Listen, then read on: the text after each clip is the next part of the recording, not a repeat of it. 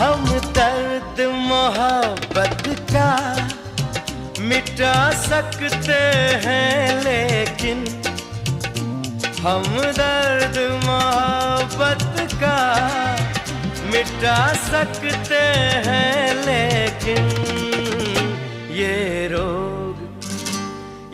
रोग पुराना है, जरा देर लगेगी।